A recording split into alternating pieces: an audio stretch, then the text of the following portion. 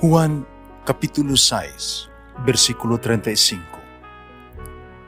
Si Jesus miingon kanila, "Ako mao ang pan nga naghatag sa kinabuhi. Ang muari kanako dili nagayod gutomon, ug ang mutuo kanako dili nagayod uhawon." Ang mga puno Pan sa kinabuhi.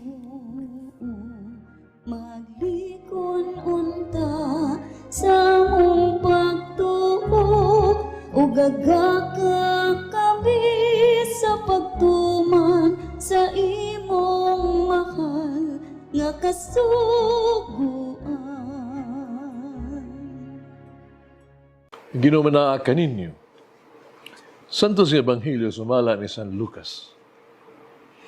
Pipila ka mga katawhang miingon, sibil-sibol ang Pangulo sa mga yawa, may naghatag kaniyag kahum sa papahawa kanila. Tiuban, nga buod ni biti kaniya, mao nga sila naghangyo kaniya, nga muhimo siya usaka milagro aron pagpaila nga siya pinadala sa Dios. Apan nahibalo si Jesus sa ilahang mga huna-huna, mingon siya kanila, bisan na unsang nasura nga magkabahin-bahin o mag-unay pag-away, dili mulungtad og dugay. Ang banay nga nagkabahin-bahin, maungkag. Kusa kung diha sa gingharian ni Satanas, may mga pundok nga kanunay away, usa man paglungtad sa maong gingharian. Nag-ingon kamo sa Ebanghel, nahingilin ako sa mga yawa tungod kay naghatag sibil-sibol kanako gahom sa paghimo niini. Kung giingon nini nako paghingilin kanila, yun sa man di ay sa inyong mga sumusunod, papahawa kanila. Ay inyong kagulingong nga sumusunod, nagpaila, nasayop gayod kamo. Ang tinuod mao, nga tungod sa gahom sa Dios, nahingilin ako sa mga yawa. O kini maoy nagmatuod, naghari na ang Dios kaninyo. Kung ako sa katao nga kusgan ug sangkap sa tanan niyang inandam nga hinagiban, magbantay sa iyang balay, dili gayod kahilabtan ang iyang mga butang. Apan kun ang labi pang kusgan nga mosulong o mabuntog kaniya, alabing kusgan musakmit sa tanang hinigiban, kay gisaligan sa tag-iya, o bahin-bahinon dinis ang iyang mga tinulis. Ang dili dapig kanako, batok kayod kanako. Ang dili mo tabang kanako, pagtigom, bagatibulaag. Sa panahon na mugula ang usa ka tao sa usa ka daotang espiritu, magsulisuri siya sa mga dapit nga mamala o mangita siya kapuloy-anan. Kung dili siya makakaplag niini, magkanayon siya, mubalik la ako sa akong kipuy-an kaning adto. Gusto mubalik siya, makaplag sa balay ng malinis ug maayo ng pagkahimutang ang mga kansangkapan dito. Nga mugula siya, mudalag laing 7 ka espiritu nga labi pang dautan kay kaniya ug manulod sila magpuyo dito. Busa sa katapusan kanang tawhana pulabi pa ka dautan kaysa sinugdan. Ang Ebanghelyo sa Ginoo. Pasalamati ang Ginoo kay siya maayo, ang iyang gugma mulungtad hangtod sa kahangturan. Pasalamati ang Diyos sa tanang mga Diyos, ang iyang gugma malungtaron. Pasalamati ang Ginoo sa mga Ginoo, ang iyang gugma malungtaron.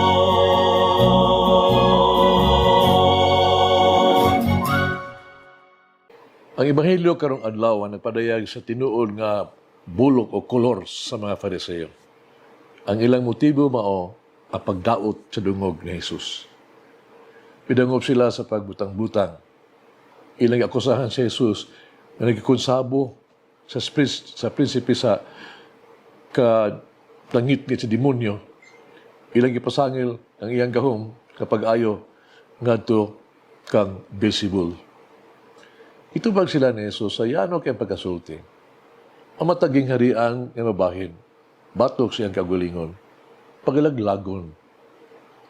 Panabaw pa, si Jesus misulti sa tudlo sa Dios, sa finger of God. Kini nagpasabot ng Espiritu sa Dios, naglihok diha kaniya. Kusa ang Dios nilihok pinaagi kang Jesus. Ang Dios nagsulti pinaagi ni Jesus. Siya nagpalayag sa kibubuton sa maagi sa amahan. O ang Diyos nga amahan, nagabuhat diha kang Jesus. Kung may ito ang katunan ni ini. Learning. Una, uban ni Jesus sa ito ang kiliran. Kita ligon, makabarog ta. Mahimo na itong makabot. Uban ni Jesus, atong mabuntog ang sala o si Satanas. Ubag ang Jesus, dili kita magkabahin-bahin. Di kita mapukan o mapakyas. Kung kita mudapi kay Jesus, kitang tanan maluwas. Ginawa, samtang kita musunod kay Jesus, kita mahimo usab nga mga masayop o kasahan sa ugal-bugalan. You know? Mahimong masayop kita sa pagsabot sa uban. May question nila sa mga tao ang ato mga motibo. Mahimong isalikoy nila ang ato mga plano. Lain nila pagsabot ang ato mga binuhatan. Makadungo pag kita mga mapasi palaon kaayo ng mga pulong, ibis mga pulong sa pagdahig. Pahinumdumi, na kita nagtrabaho alang sa Dios. Siya angay natong pahimutan ato ang mga pulong sa bulong tug sa buhat. Ang ato mga buhat kinahanglan mga buhat sa Diyos. Kung kita magkabilin duol kaniya o hugot na naghiusa kaniya, siya nagpasalig ka nato. Niya na nga ang gingharian sa Diyos may abot na diha kaninyo. Kusa ang mga pulong ni Jesus alang ka nato sa Ebanghelyo karong adlaw. O nga bisan kinsa na dili dapig kanako, batok kanako. Bisan kinsa nga dili makig-ipon kanako, magkatibulaag.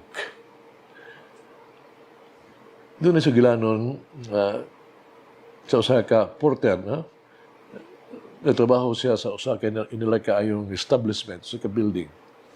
Portero siya. Kapag gano'n na siya late sa trabaho, ay sige nagreklamo ang mga tao, sa iyang always late. Ibadlong siya sa manager sa building. Apan, gihapon, late niya po siya sa trabaho.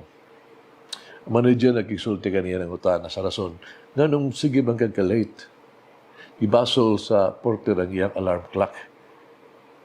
Sultian siya sa tagiya. It is either you buy a new functional alarm clock or I will hire a new porter. Palit kag bag-o, alarm clock, or wag ka. So kadi adto ang porter, dili na gimalate sa trabaho. Hagit sa kinabuhi.